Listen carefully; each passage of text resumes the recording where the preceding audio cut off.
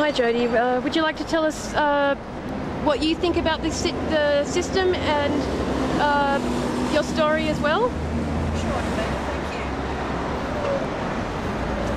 I need to ask people, not only in Australia, but across the world, what do they think of corruption at the highest level? Here in Australia, we have corruption and collusion, which is rife, all protected by the family court and the association with child protection services. They are absolutely 100% in bed together. The family law court in this country alone nets $6 billion per annum from the misery of marital breakdown.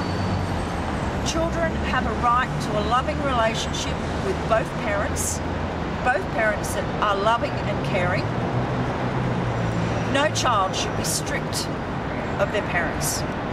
In my situation, we have mass corruption, collusion and fraud perpetrated by the coexistence between Child Protection Services, the Family Court and all the judicial affiliates.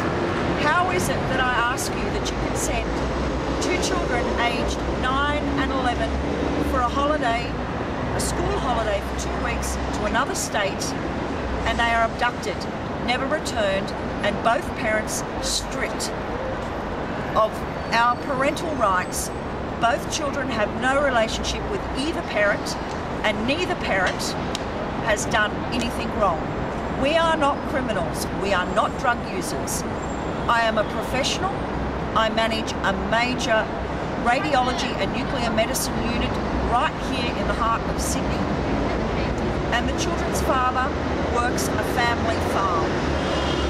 As I said, neither one of us are criminals. We have no criminal record. Yet the two people that abducted the children, one has been convicted twice to jail. One of the jails he spent 2 years in is Long Bay. The other jail is Bathurst. He also has 4 convictions for pedophilia with a child under the age of 10 with penile penetration. These are the parents my children have been given as replacements. Irrefutable evidence, as I thought all courts worked on fact and truth. How very wrong. The corruption, I feel as if I'm living in a B-grade movie, poorly written and incredulous. Could not be said to be true. But I am living proof. 2 children can be stripped via the use of very vexatious allegations, illegal cooperation between every judicial member associated, and the mass fraud everybody turns their back on. So now my children are no longer in the state of New South Wales. They are caught in an evil cycle, perpetuated and supported by Child Protection Services. Both children are currently being sexually and physically abused. My little boy, who is now 11, has had his clavicle severely broken. My daughter, who is now 14, it has come to my attention in the last 2 weeks, is caring for all 3 other siblings in this 2-bedroom house and working part-time, going to school, and the female abductor has abandoned the rest of the children. If this is not abuse that is state-sanctioned, I don't know what is. If this is not corruption, $150,000 of taxpayers' money from the federal purse via the Legal Aid Commission of Tasmania was spent to fund this abduction, corruption and criminal activity.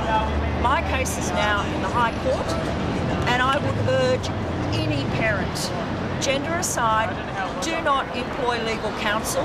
Get in there, research it yourself, do the right thing for your children. No one knows your case like you do. No one. Do not give a cent to the legal, judicial, corrupt bastards that only want to empty your bank account. They have not got your children's interests at heart.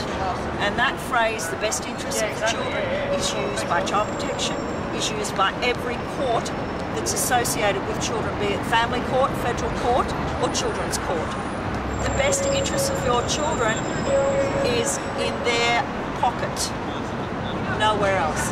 That's my story. Corruption in this country is absolutely rife.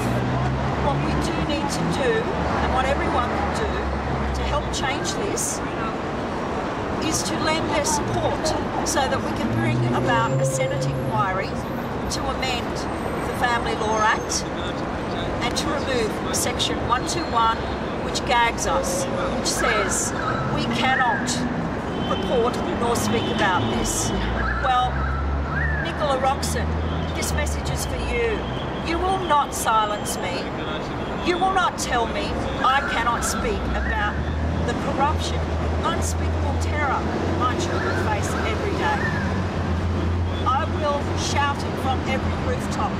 Every politician in this country knows the situation.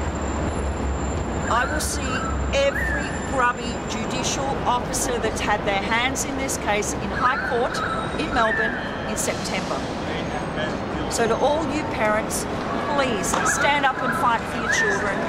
Don't put another dollar in the hands of the legal fraternity.